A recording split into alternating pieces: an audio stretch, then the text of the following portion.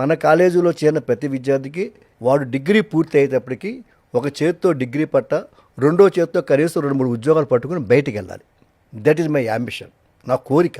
నేను అప్పుడే చాలా హ్యాపీగా ఫీల్ అవుతాను నేను. సో ఆ రకంగా చేస్తున్నప్పుడు నేను డిగ్రీ కాలేజీ అడ్మిషన్ తీసుకున్నప్పుడే అడ్మిషన్ మాత్రం చాలా కాంప్రమైజ్ అవ్వను. ఇందాక చెప్పినట్లుగా తప్పనిసరిగా 60% మార్క్స్ ఉండి తీరాలి. ఇంటర్మీడియట్ 60-70% వచ్చింది. డిగ్రీలో వాడు ఫెయిల్ అయితే నేను బాధ్యత. వాడు అక్కడ పాస్ అయి వచ్చాడు కాబట్టి I take it very responsibility. అంటే ముందు డిసిప్లైన్, క్రమశిక్షణ. రెండవది అటెండెన్స్. 70% లోపు అటెండెన్స్ ఉంటే ఎవరిని ఎగ్జామ్ పంపించను.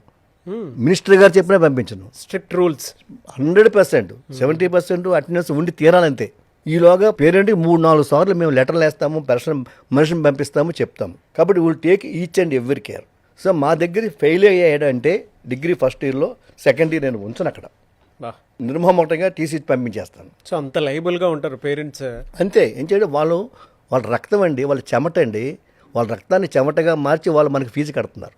అటువంటి మనం తిరిగి వాళ్ళకి మనం పిల్లల్ని ఉద్యోగస్తులుగా తయారు చేసి ఇవ్వాలి. అదే నా లక్ష్యం.